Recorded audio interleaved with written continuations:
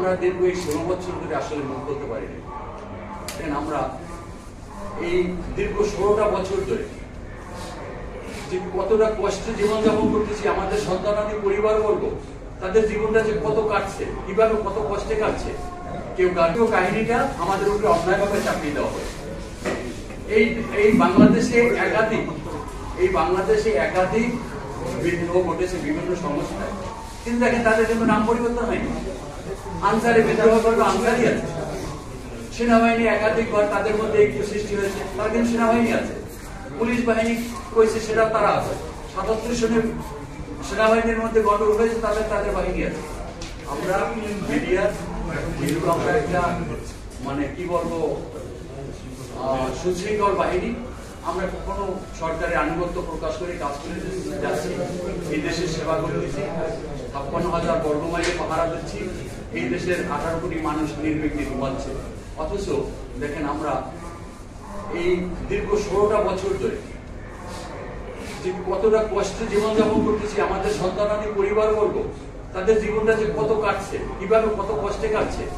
কেউ গার্মেন্টসের কাজ করতেছে, কেউ সিকিউরিটি গার্ডের কাজ করতেছে, কেউ অটো চালাচ্ছে, কেউ ব্যাট গাড়ি চালাচ্ছে।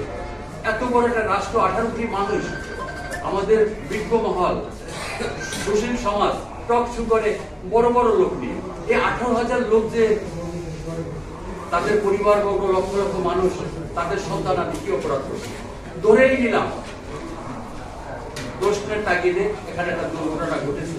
এই জন্য অপরাধ হতে পারে একটা ব্যক্তি অপরাধী হতে পারে, কিন্তু তার ফ্যামিলি তো অপরাধী হতে পারে না, তার সন্তানের তো অপরাধী হতে পারে না। তারা কেন প্রশ্ন করবে?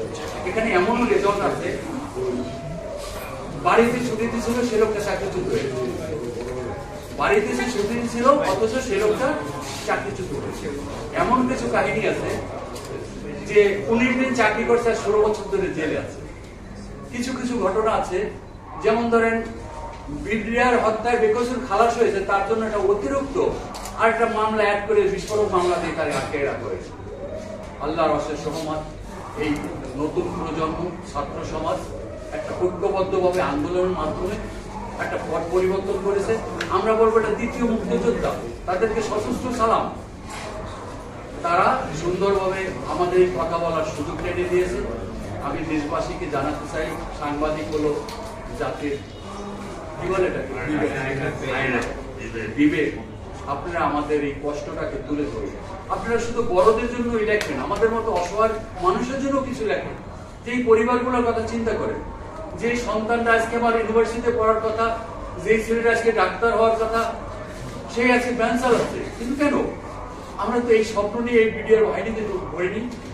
এখানে আমরা যুক্ত হয়েছি যে একটা সুন্দর সুখ একটা পরিবার পাওয়ার জন্য, আমরা একটা স্বচ্ছন্দ একটা পরিবার পাওয়ার জন্য, ডাল ভাত খায় বেঁচে থাকার জন্য।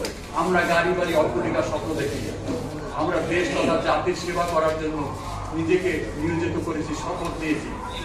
তো আপনাদের কাছে আমার বিনীতভাবে অনুরোধ, আপনারাই পারেন আমাদের সুদৃঢ় চাওয়া, আমাদের সুচিন্তিত চাওয়া, আমাদের সঠিক চাওয়াটাকে পূরণ করতে।